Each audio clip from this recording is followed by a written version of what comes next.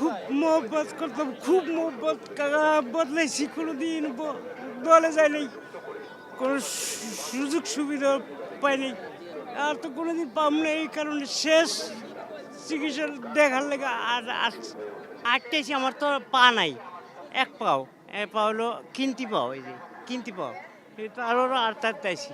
খালেদা জিয়ার টানে রিকশাচালক মোহাম্মদ জিন্না এসেছিলেন তাকে শেষ বিদায় জানাতে।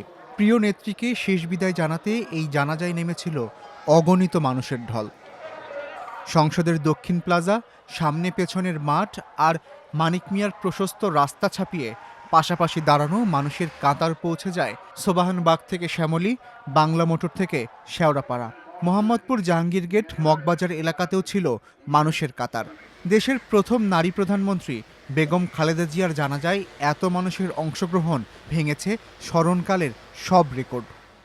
জানাজার আগে সংক্ষিপ্ত বক্তব্যে খালেদা জিয়ার বড় ছেলে তারেক রহমান বিনয়ের সঙ্গে নিজের পরিচয় দিয়ে মায়ের সন্তান হিসেবে মায়ের জন্য দোয়া চাইলেন। আমি মরহুমা বেগম খালেদা জিয়ার বড় সন্তান তারেক রহমান।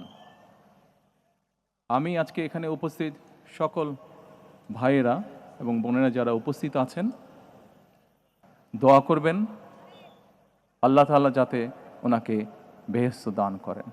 আসসালামু আলাইকুম।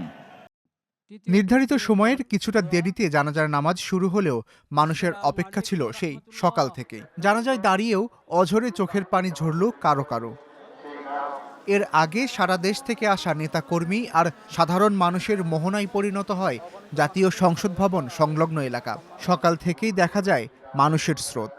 তিনজন ঢুকলাম রাত্রে, ওরা দুজন সালাম করলো, আমি যখন সালাম করতে গেছি উনি আমাকে আমাকে না ম্যাডাম, আপনার থেকে বয়স কম, আমার আপনি 45-এর জন্ম, আমি 47-এর জন্ম। তখন বললো করো, ওই ধরনে সে আমাকে খুব আদর করতেন। একজন সাধারণ গৃহবধূ থেকে আজকে বাংলাদেশের আপসীর নেত্রী। সকল শ্রেণী পেশার মানুষকে মুক্ত করার জন্য দেশনেত্রী বেগম খালেদা জিয়ার যে অবদান, সেটা কোনোভাবেই ইতিহাস থেকে মুছে ফেলা যাবে না।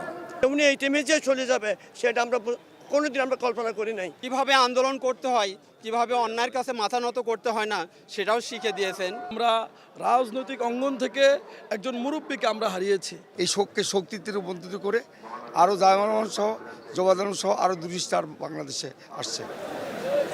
অগণিত মানুষের সম্মান আর ভালোবাসায় সিক্ত হলেন খালেদা জিয়া। তার এই বিদায়ী যাত্রা স্মরণীয় হয়ে থাকলো দেশ ও বিদেশের মানুষের কাছে।